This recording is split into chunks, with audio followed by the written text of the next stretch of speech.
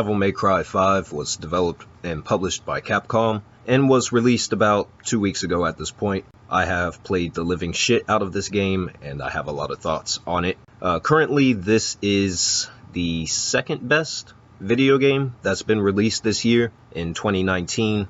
The first being Resident Evil 2, which is another Capcom developed and published game. And this is the best action-based video game that's come out in years, quite literally. And it's also the best Devil May Cry game, although it's not without its faults, and I'm going to get into what's good and what the game doesn't do so well, especially in comparison to the older Devil May Cry games. But to start out here, the game has a stellar presentation from the moment you boot the game up. Graphically, the game is beautiful. There's not a single texture in the game that's lazy. Capcom really went out of their way to make this appealing to the eye, so to speak. From the textures on the character models to the textures in the environment, as well as the effects of the weapons and the enemy AI in regards to the design of them, is all AAA stuff. High quality. There's nothing that is lazy about any of it. It's very proficient. And Devil May Cry has always kept that high level of quality when it comes to its graphical presentation, utilizing the best of the technology at the time. And this game is no different in that regard in comparison to the older games in the series. Now, when it comes to the narrative of this game, it's a very big surprise compared to what I was expecting. Because what I was expecting was for the story to not be very good. The only good story that Devil May Cry has ever told is from the reboot, which is one of the reasons the reboot was praised, is because it touched on different issues that had parallels to real life. Devil May Cry 5 doesn't do the same thing that the reboot did. Instead, it utilizes the old continuity of the series, using the original characters, so Dante, Nero, Lady, and Trish, so on and so forth. It brings those characters back, and it also brings back the campy feeling of the series, but it takes its narrative more seriously than the older games in the franchise did. And I really enjoyed the new character V. V is actually one of the best parts about the game as a whole, and I found his story to be very intriguing.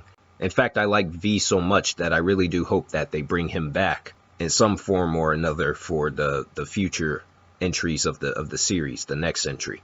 And the story of this game in a nutshell is about the redemption of Virgil, who is the evil twin brother of Dante, who made his debut in Devil May Cry 3, which came out a very long time ago. And there is a big revelation that's revealed in this game that Devil May Cry 4 failed to address, which is the identity of Nero. Who is Nero and where did he come from? And there's been a lot of speculation over the years. I think the most common theory that fans drew when it came to Nero's identity was that he and Dante are cousins, or they were cousins. This game debunks that, and it straight up tells you that Nero is actually the son of Virgil, which makes him and Dante uncle and nephew. So I'm glad that question was finally answered and addressed, because Devil May Cry 4 didn't try to answer that question at all. Another character that I really liked is Nico. She's a very lighthearted character who has comedic quips, and her personality is a great contrast to Nero. And I like the fact that she's not a damsel in distress character. She's actually someone who helps Nero and provides him weaponry, which you use in the game. And I'm going to talk more about that. The only thing I really didn't like about this game's story is how it utilized Lady and Trish. Lady and Trish really are just background characters in this game, in comparison to the older games where they had more of a dominant role. Trish was a bit more important, or at least she felt more important in Devil May Cry 1 and Devil May Cry 4. And Lady just feels like a completely different character altogether in comparison to who she was in Devil May Cry 3 when the character made her debut. I'm glad that Capcom put both Lady and Trish in the game, but they really didn't need to be there. And it just felt like they just threw both of those characters in the game just to have some kind of fan service for the people who did play the older games. Because Lady and Trish don't have any sort of impact on the overall narrative to this game. Now onwards to the gameplay. The gameplay for Devil May Cry 5 is fantastic. It's nothing short of spectacular. First of all, it's very responsive, and it doesn't try and copy Dark Souls, which is something that a lot of modern action-based video games do, is that the game developers are just lazy and don't want to come up with their own combat system, so they just copy what else is popular on the market and has been praised critically, which is the Souls game, so they'll just copy that combat system, which is what Team Ninja did with Neo and what Sony Santa Monica did with God of War. Capcom said, no, fuck that, we're going to stick with what the fans expect and what we're good at doing. And, you know, Devil May Cry is the best action-based video game franchise in gaming. That's just a fact. So to change it and to try and make it something that it's not would have been a terrible decision to make, and I'm really glad that they didn't do that. And the game's been praised for it.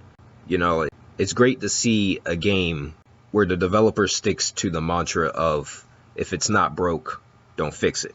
There was nothing wrong about the combat system for Devil May Cry, so why change it?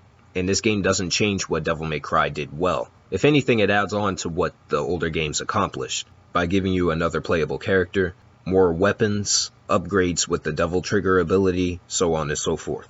So there are 3 playable characters in this game. You have Dante, you have Nero, and you have V.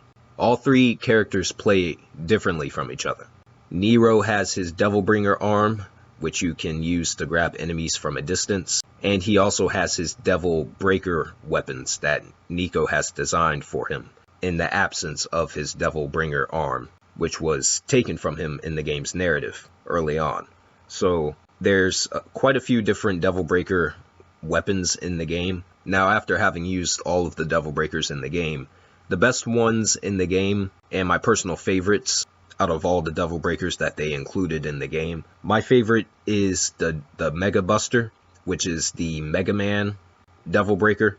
My second favorite is the Punchline. That's the one that you fire and it transforms into a rocket that you can ride around.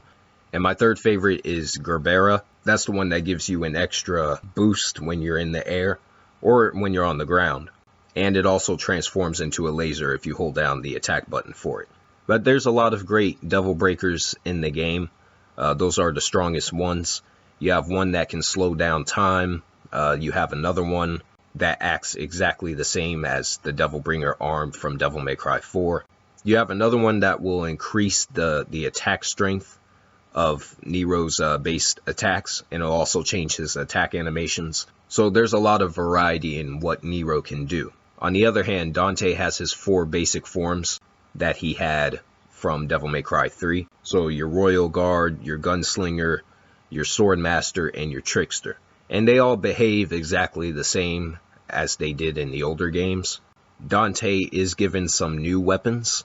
The best one that he has is actually the Cavalier, which is a motorcycle that can transform into these dual spinning blade weapons, which is a very slow weapon, but it's very effective if you know how to use it correctly.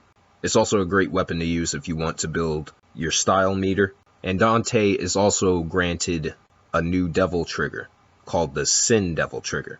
And he's basically overpowered as fuck in this form, in which he boasts several new abilities, from firing lasers to with this spinning tornado style attack animation. And he can also fly like he did in the older games using this form as well.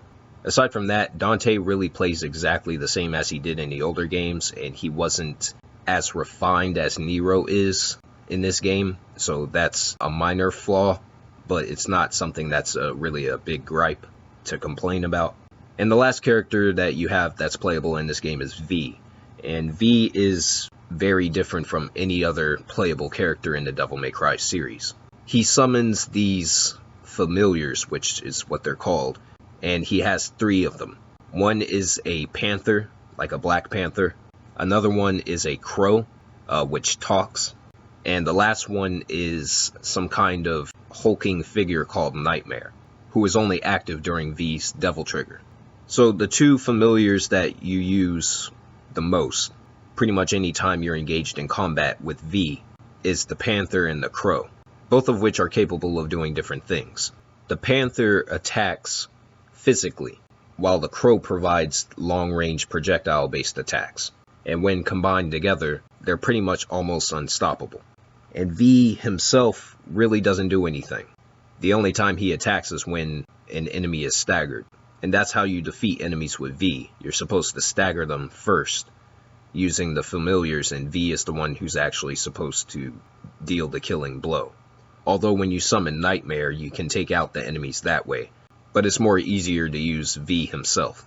And when you first start the game, V is actually the hardest character to use, because he really doesn't have much to offer in terms of combat abilities, but once you upgrade him, and you earn upgrades for him, he actually becomes the easiest character to use. And I found his gameplay to be very thrilling. So the game is strong with its combat system, it's strong with its narrative, it's strong with its graphical presentation.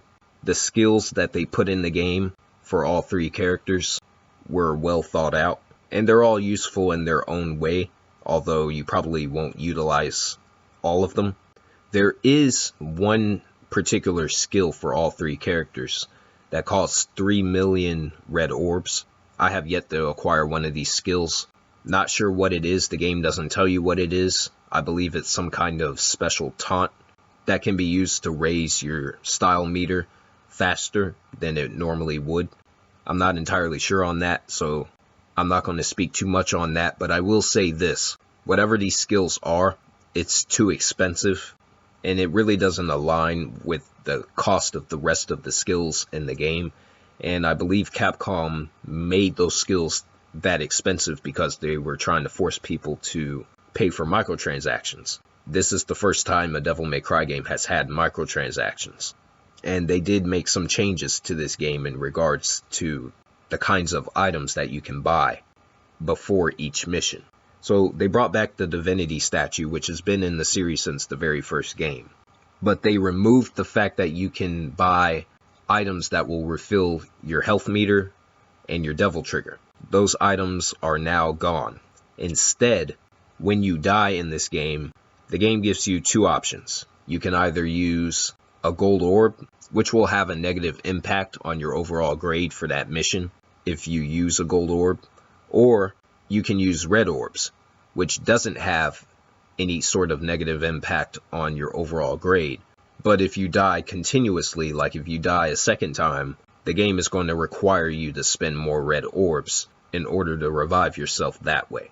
I don't particularly like that change. I prefer the way it was in the older games, where you can just buy healing items and you can buy items to refill your Devil Trigger.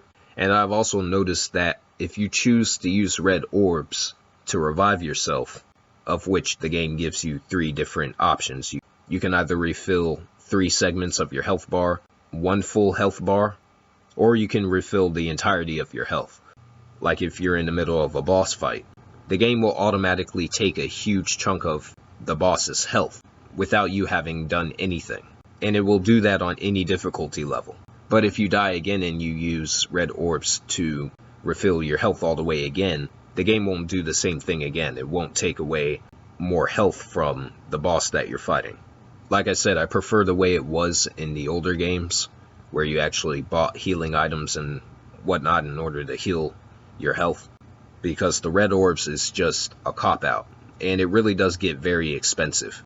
Like if you're playing on a harder difficulty, let's say you're playing on Dante Must Die mode. If you're playing on that mode, or if you're playing on Hell in Hell, and you die, you choose red orbs as the option for you to revive, the game's going to require you to spend 65,000 red orbs to refill your entire health gauge. And if you die again, then the game's going to require you to spend 100,000 red orbs. I believe it's 100,000. And that's a lot. And I actually took a look at the PlayStation Store to see how much it costs to acquire red orbs with using real world money. And it's $2 for every 100,000 orbs. That's how Capcom has set up the pricing, and I believe you can also buy gold orbs using real-world money as well. Now, I don't appreciate the inclusion of microtransactions in a game like this, or in any video game for that matter, but buying red orbs does not make this game easier, especially if you play on a harder difficulty. Like, for anyone who hasn't played Devil May Cry before, and you play this game and you think, well, I'll just buy microtransactions and that's how I'm going to beat Hell in Hell mode. No, that's not going to help you. Buying a bunch of red orbs is not going to help you. And essentially you're just going to end up wasting a lot of money. Speaking of which, just touching on the difficulty modes in this game real quick. Devil May Cry 5 brings back all of the usual difficulty modes that's been in the series for years. You have Human mode, which is the easiest difficulty. Then you have Devil Hunter mode, which is the standard, like, normal mode of the game. After that, you have Son of Sparta, which is a slightly harder version of Devil Hunter. After that, you have Dante Must Die mode, which is your hard difficulty mode. And then if you beat that, you unlock Heaven and Hell mode and Hell in Hell mode. Heaven and Hell mode is basically a fun gameplay mode where everything dies in one hit. The enemies die in one hit and you die in one hit as well. And if you get hit 4 times, you lose and you have to restart the level over. But basically you can just shoot everything and just make it through that difficulty mode that way. And the last difficulty, Hell in Hell mode, is basically Heaven and Hell mode, except the enemies have normal health and you don't. You still die in one hit. For anyone who's ever played Hell in Hell mode in a Devil May Cry game, it's one of the hardest difficulty modes I've ever seen in a video game. And it really is for people who are just pros at the game, such as myself. I'm currently in the process of uploading my Hell in Hell playthrough. Other people have uploaded Hell in Hell footage to YouTube for this game. Like I said, it's not for casual gamers. It's for people who've basically mastered the combat system for Devil May Cry. So I've played Hell in Hell mode before with Devil May Cry 4 and DMC Devil May Cry, which I have walkthroughs of both of those on that difficulty on my YouTube channel. And if I had to compare this new game to those games, I would say Devil May Cry 5 is definitely the harder game by comparison. But it was nothing that I couldn't accomplish, and it wasn't that much harder compared to Devil May Cry 4 and DMC Devil May Cry. Especially considering the enemies are pretty much designed the same as they were in the older games, and the combat system is virtually the same as it was in the older games. Now, the last thing I really didn't care for in this game is the fact that Lady Trish and Virgil are not playable characters for whatever reason. I don't know if Capcom is planning on adding them as playable characters in the future. As of right now, the answer to that is no, they're not. They have no further DLC plans or any kind of patch updates for this game after they add Bloody Palace mode, which I believe they're adding at the end of this month. And it's a very strange decision to leave out Trish and Lady and Virgil as playable characters because they were playable in the special edition version of Devil May Cry 4. Dante in particular has the Kalina on, the bazooka weapon that Lady uses. And he also has the Sword of Sparta, which is the weapon that Trish used in Devil May Cry 4. And Virgil, like I said, is also not playable for whatever reason. Maybe they'll make these characters playable later in the game's lifespan, but as of right now they're not playable and there's no plans on them being playable. Capcom has not made any announcements saying that those characters will be playable, which is unfortunate. So aside from that, this is a fantastic Devil May Cry game. Like I said, this is the best action-based video game that's come out in a very long time. We're talking years. And I really enjoyed my time with it. This is easily worth $60, full price. I'm looking forward to seeing where Devil May Cry goes from here. And I'm looking forward to seeing where action-based video games go from here as well. It's really important that gamers understand that video games like this really aren't made that much anymore. Nowadays, it's all about, is the game an RPG? Is the game an open world? Does the game have an open world? Does the game have NPCs that you can interact with? Does the game have online multiplayer? You know, that kind of bullshit. And I'm really glad that Capcom has, for the most part, pulled their head out of their ass and has gone back to the good old days of gaming, where you don't need an open world. You don't need a bunch of NPCs to interact with. You don't need to make your game a generic, arbitrary RPG in order for it to be enjoyable. You can have a linear-based game. You can have a game that sticks to its roots and improve upon that instead of trying to be like everything else that's popular on the market. And we need more games like this. So I'll be in full support of games like Lost Soul Aside is the next major hack and slash game that I believe is coming out soon, hopefully within the next year or so. So I'll be looking forward to that. And I also know that Bayonetta 3, which is a Nintendo Switch exclusive, is also coming out at some point. So that's my retrospective for Devil May Cry 5. It's a brilliant game. If you haven't bought it already, I suggest that you go out and do so. Now, in a few days, I will be doing an unboxing video for Sekiro Shadows Die Twice. And I'm also going to do something a bit different with that video, something I haven't done before with any of my unboxing videos since I started making them a few months ago. And I also have a new series of videos planned that has nothing to do with video games, but has everything to do with movies. And I plan on uploading that very soon.